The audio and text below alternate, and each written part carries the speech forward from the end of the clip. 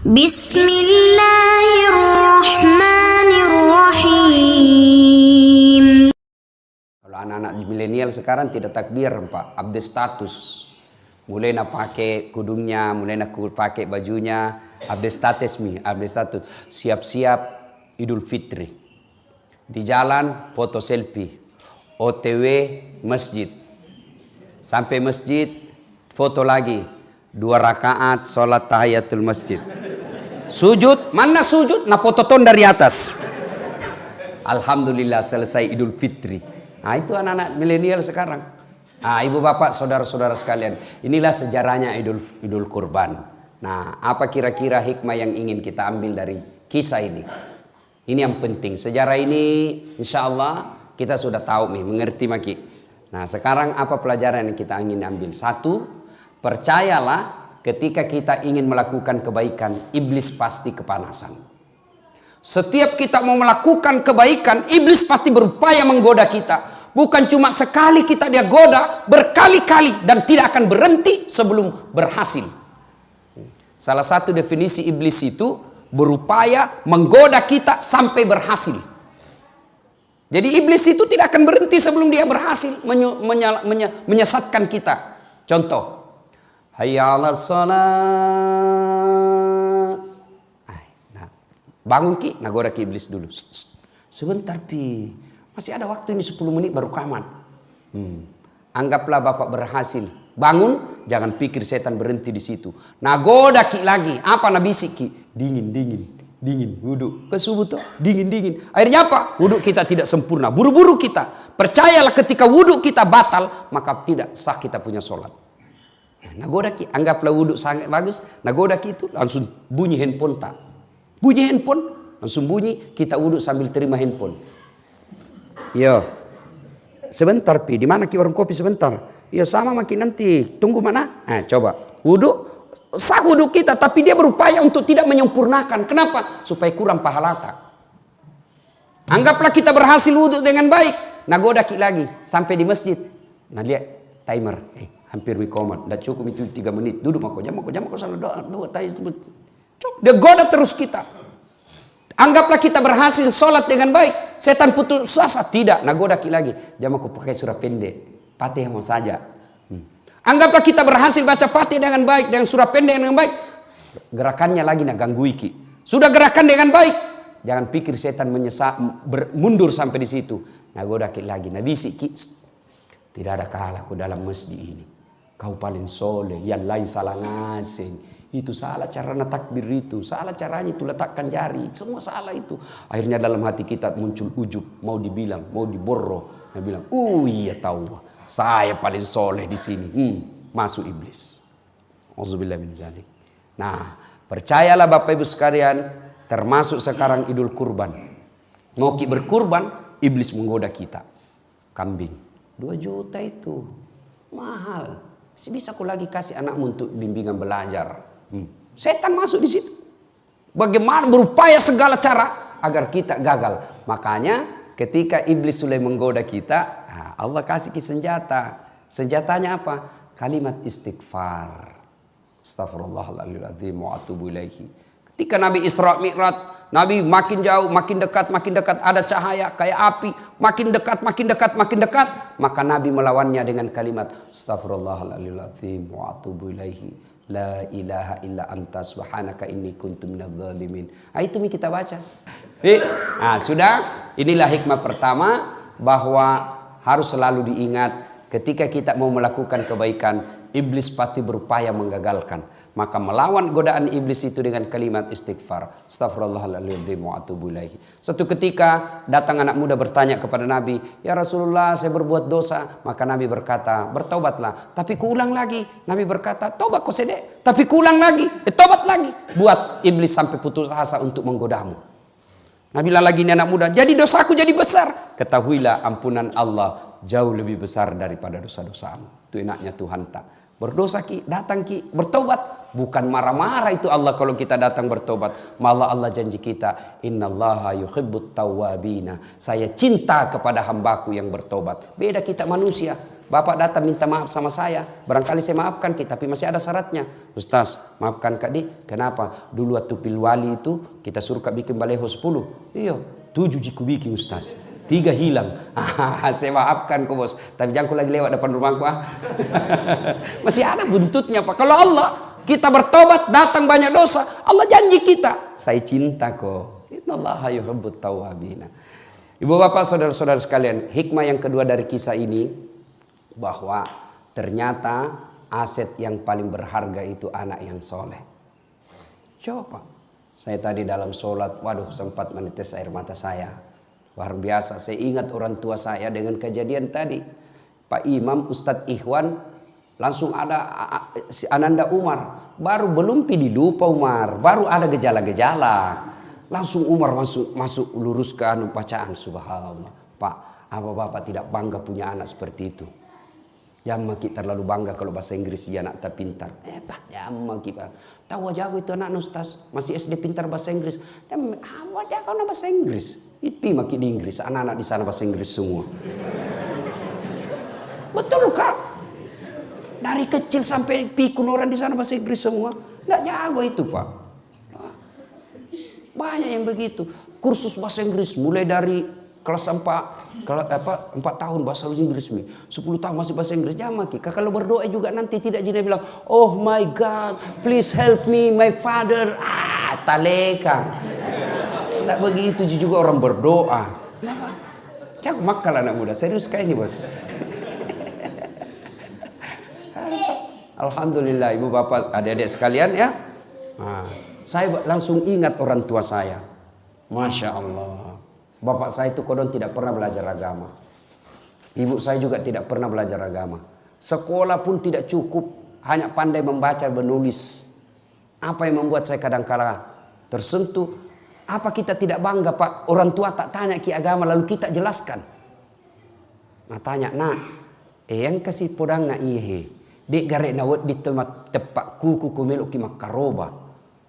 Lalu kita jelaskan, itulah bantuan kita kepada orang tua kita, menunjukkan dia jalan yang lurus.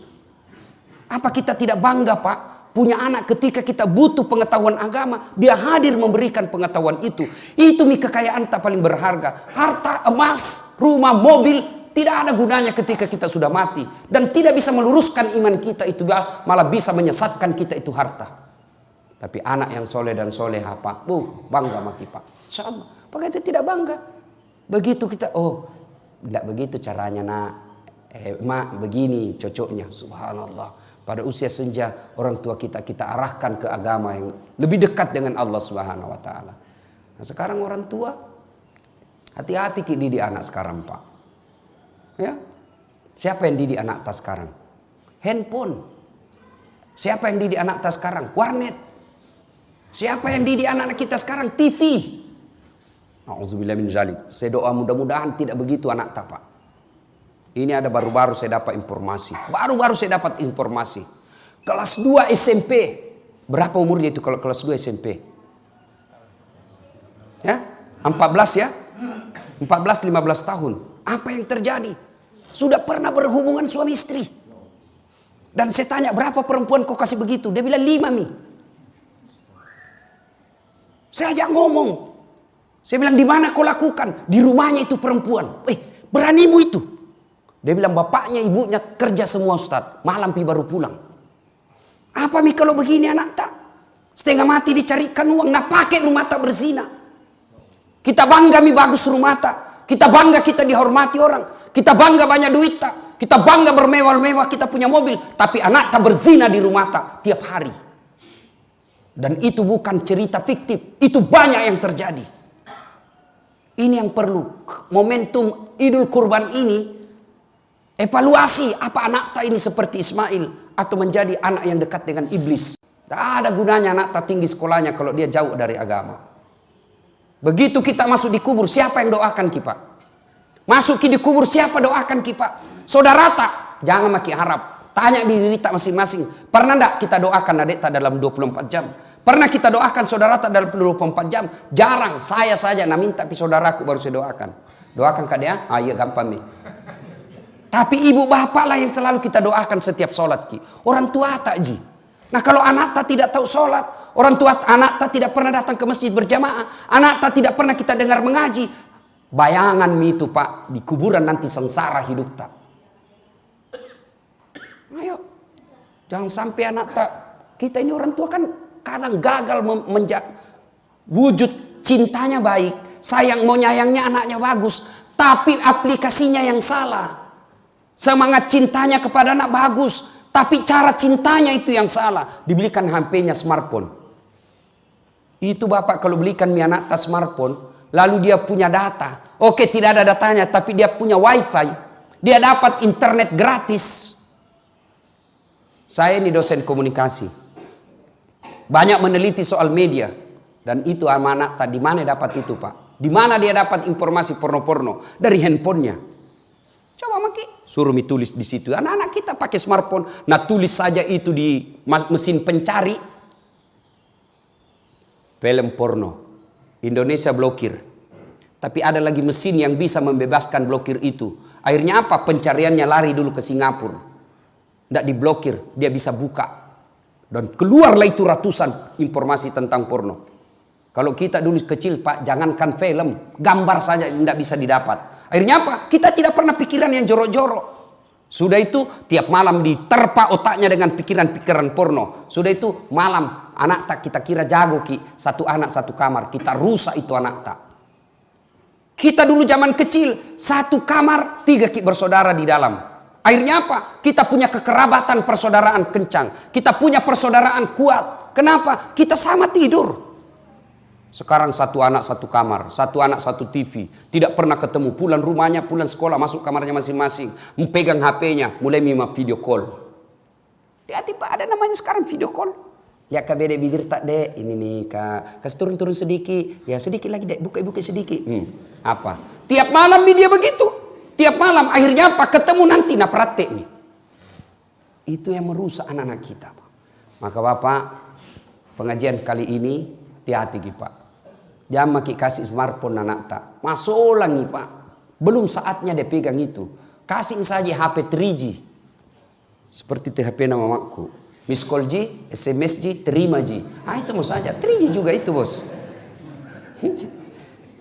Bapak saudara-saudara sekalian. Yang ketiga, hikmah dari pengajian kita ini. Bapak ibu saudara-saudara sekalian. Berkurbanlah. Alhamdulillah. Allah tidak nasuruh jaki potong anak tak. Tapi kambing jina suruh ki sama sapi. Ya kalau nasuruh ki potong anak tanah empat, masih ada pilihan. Potong anakmu, dicari yang mana yang paling dongo ini.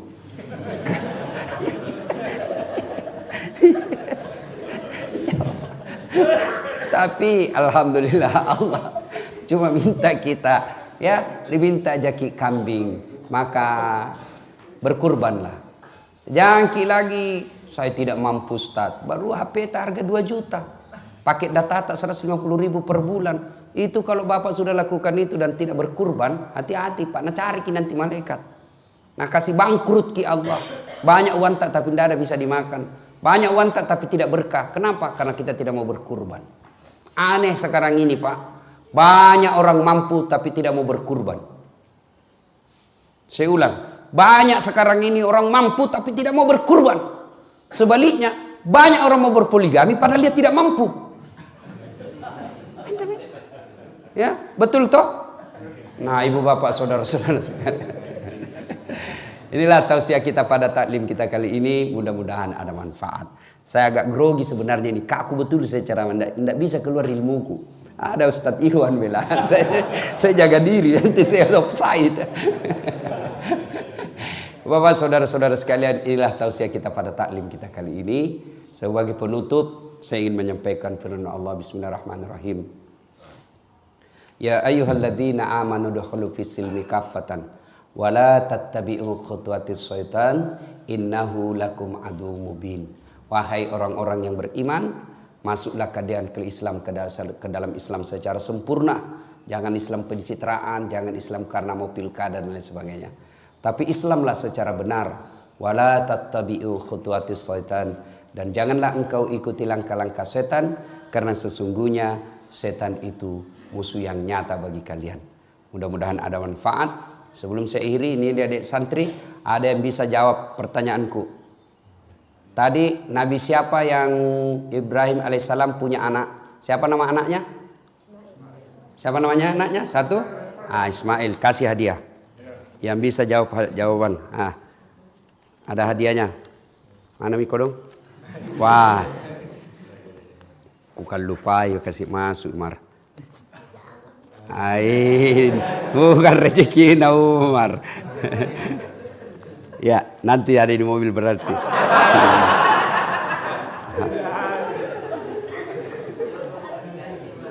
Sudah dijanji tawa. Uang Malaysia mau kukasih Umar. Ya ambil ya, rezeki. Uang Malaysia, mudah-mudahan bisa pergi Malaysia Umar. Ya, Bapak, saudara-saudara sekalian, inilah tausiah kita, mudah-mudahan ada manfaat. Satu lagi, apa hikmah dari pengajian tadi ini? Ada 3 dek. Ini yang hafal-hafal. Ada 3 apa? Ada yang tahu? Satu mau sebut. Siapa?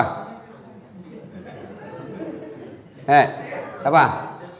Ayo, ada lagi? Siapa? Ya, Pak. Menjadi anak soleh ya, dapat hadiah juga.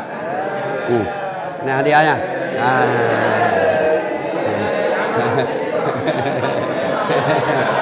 Ya, ada lagi. Ini hikmahnya ini Pak, makanya kalau pergi masjid di depan duduk. Depan gampang dapat hadiah, yang jauh belai.